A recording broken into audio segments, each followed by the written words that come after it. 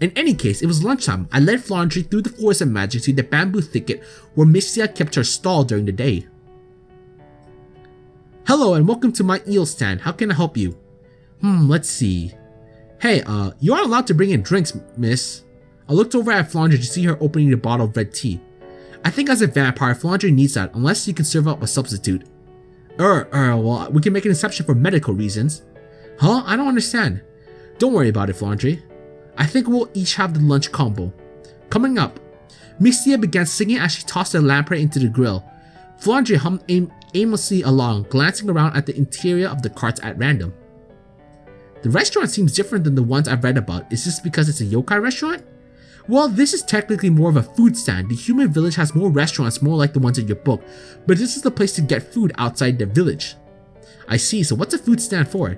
So you can move your business to where people want to eat instead of forcing people to come to you. Oh, so she's like a maid then. I understand now. Huh? Maids help bring food to you instead of you having to find it yourself.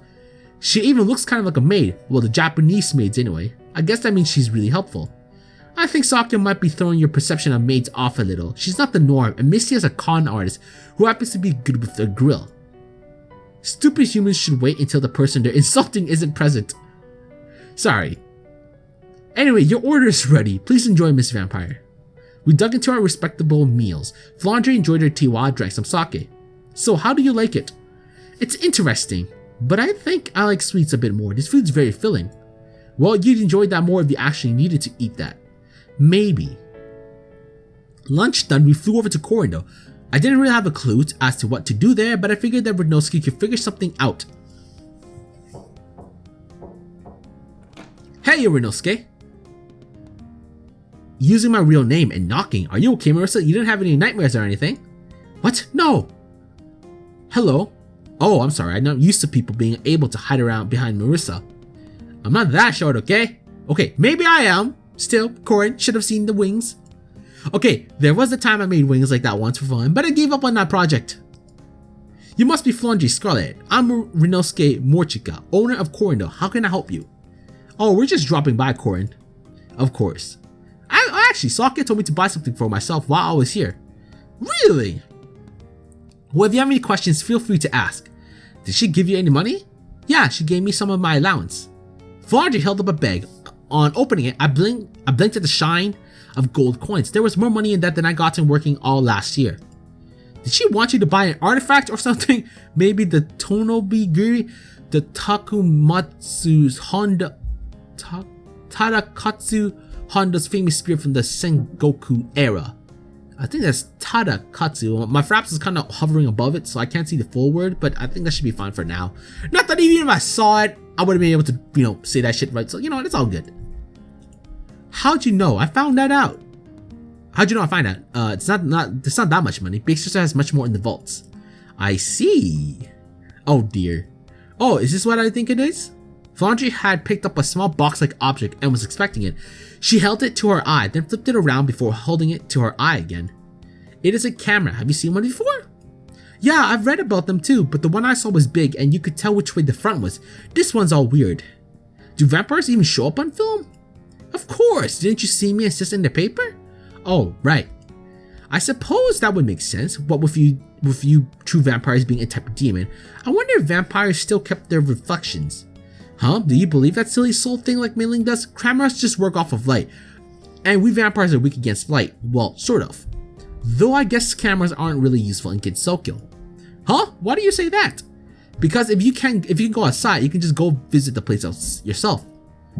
I suppose it would have been nice to see pictures before I got outside, but I think actually going somewhere is a lot nicer than reading about it or seeing it in a picture. But what about people? I can think of some people I wish I had pictures of. Yes, that would have been nice. But can't you just go and talk to people again? Flandre, remember when I explained humans' lifespan to you? Oh yeah. Oh, that's kind of sad. It's not just that, Flandre. I mean, there's events too, and maybe someday you'll be able to visit outside Kidsokyo too. Really? Like when you and Big Sis went to the moon? No, the moon sucked. Makai's much better place to visit. Yeah, they do cheat on the moon.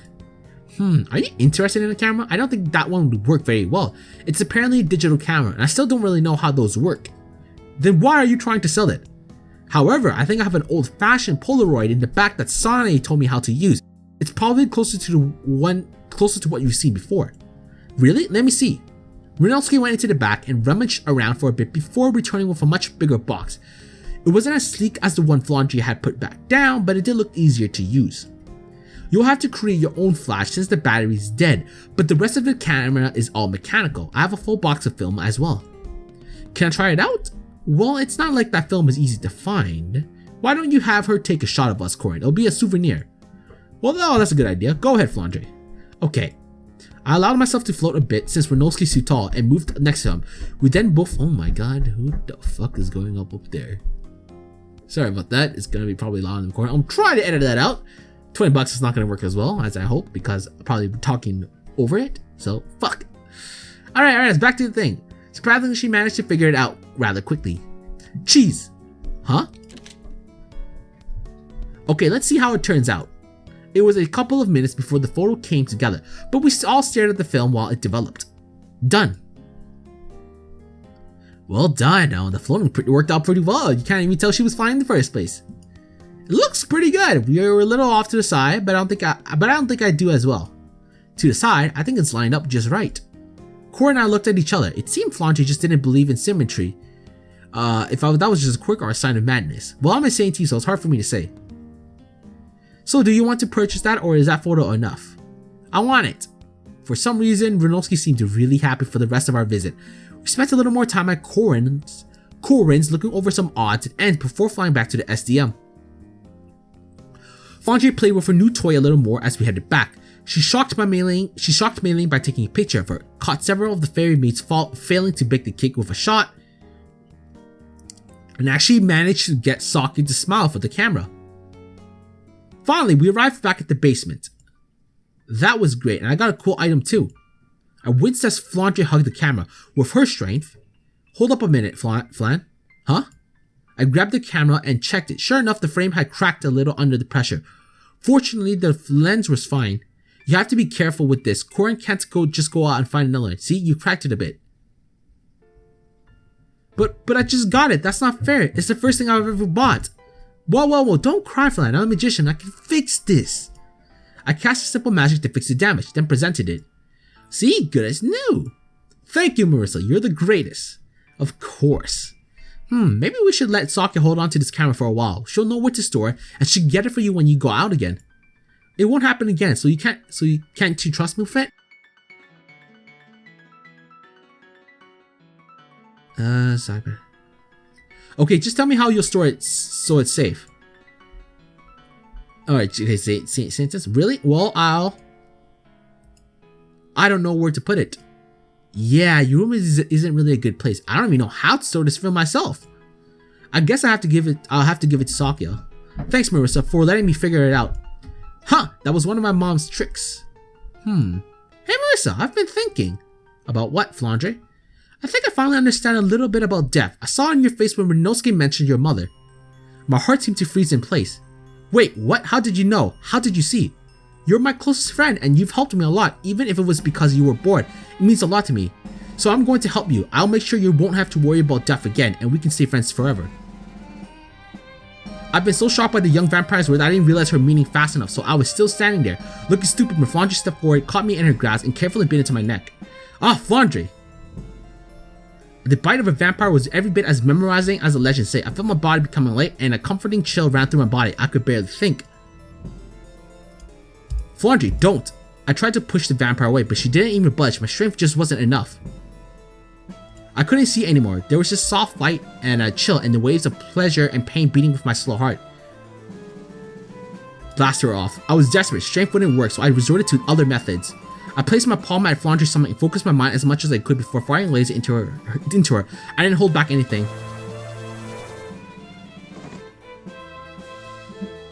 The soft light faded from my vision. I hit the floor. I took a deep breath, then coughed at the smell of burnt flesh. I was still lightheaded and there was pain from where Flandre had been drinking my blood. Fortunately, it seemed I hadn't lost too much blood. Flandre was lying across the hall from me, smoke rising from her torso. I had to held back that laser, not that Flandre could be killed by that. I said stop! Grah. Step out of it, Flandre. I'm sorry, Marissa, please wait here. Huh? Sakya, what happened? Sakya was gone, leaving a knife of hearts behind. I rubbed at the sore spot on my neck. I guess Sakya just grabbed me while time was stopped and moved me here. Still, I had to go help deal with Flandre. Well, that could have gone worse. What happened? And where's Flandre? I need to... Flandre snapped out of her rage rather quickly. It was mostly her reaction to being shot with lethal force. When she saw you disappear, she came back to her senses and broke down crying. I don't think she understands that she did something wrong. I'm sorry, Marissa. I should have been paying more attention. It was kind of a shock to me, too. Marissa. Yeah? Well, I have no right to ask this. Could you forgive Lady Flandre for this indiscretion? I don't expect you to forget it or even to continue your assistance in teaching the young mistress about the outside world, but I'd like the young mistress to still have a friend. I thought long and hard about it while rubbing my neck. The hole seems to have healed quickly, but there was quite the hickey. That was going to be a pain to explain. So now what? Flandre was still unstable and had just tried to eat me. Rather, she just tried to turn me into a vampire, and for what she thought was my own good, was that progress or backsliding? Backsliding? And would I just run away if I faced her again? I think I could handle this. I'd want Sakya and Romelia there as backup though, and we're going to sit down and talk about this mess in detail. As for continuing to stop by and play, much less trying to reintroduce Flandre into society, I need more time to decide that. I'm going to have to yell at her first, you know, and I want you and Romelia to keep things nice. I assure you the young mistress will get quite the lecture from us in addition to anything you say. Alright, let's go get Romelia and do this. Not tonight. What? Why not? It's best to get this done now. First, both you and Lady Flandre need to eat and heal. I think part of the reason she did this is because she was hungry after going all day with only red tea, and now you've lost a lot of blood. You'll both be far more reasonable in the morning after you've had time to recuperate. Alright. Thank you, Marissa. This means a lot to Lady Romelia and to me. I'll go tell the young mistress that we will speak on the matter tomorrow. Alright, let's go. You will be staying here resting. I don't think you realize how much blood you've lost anymore, and I'll be taking you to Aaron's place and searching for a proper donor. As it is, you will rest here until you've eaten, and then you will sleep. It can't be that bad, Sakya. I managed to get a laser off after all. I should be. I tried to stand to make my point, but suddenly a wave of dizziness brought me back down. By the way, it's worse off if you lose a lot of blood at once. You'd have been in a lot more danger if vampires didn't actually heal the prey in some way as they drank the blood. Alright, I'll take your advice, I guess. Good. And thank you again. I sat in the room and waited for a bit. I was trying to think about how I felt about the matter when the door opened. Hey, Patchley, guess you heard about the mess. Yes. Do you need help with this? Maybe tomorrow, after I've thought about things a bit. I see. Mind if I stay here and read? Nah, I kinda like company. Patchley nodded and then went back to her book. I have a feeling no one in the mansion really knows what to do here. Apparently, my help has created new and different problems. Soon the door opened again. Hey, I brought some beer soup. Ah, Miss Patchley, I didn't expect you to be here. I'm afraid I only have 2 servings. It's alright, I don't need to eat tonight. Where's Sakya? She's busy informing the mistress about what happened. Better her than us. Yeah, I think I want to avoid Remy tonight. Mei Ling and I had dinner while Patchley read. I really was hungry, and while none of us were really talkative, it helped having people around. It kept my brain from wandering too far afield. Well, I probably should talk to Remy. Send for Coolcomb if you need my help, Mari. Thanks, Patchy. Well, if you're done, I'll take you to your room now. Actually, if I could go by your library first? Sorry, Marissa, my orders are to take you straight to your bed. In fact, I'm not allowed to I can't speak for shit! I'm not to allow you to walk there. What? Am I supposed to fly? Mei Ling answered my question by scooping me up and carrying me in her arms down the hallway. What? This is embarrassing. My legs still work. You could just support me, you know. Put me down, Mei Ling. Sorry, Marissa. Sakya's orders. Damn it, carry you to bed, and it's not like we're even that close either. Hey, don't say it like that. I don't think of you that way. Why so defensive? Well, there's this guy who's been challenging me a lot recently. Oh ho! Anyway, here we are. Mei Ling told me of one of the fairy maids who'd been watching this mess to open the door, then placed me on the bed in this room. The room is next door, so just yell something if you need help. Thanks. I grabbed the nightgown on the bed and went to sleep. I had a feeling things were going to be just as confusing in the morning.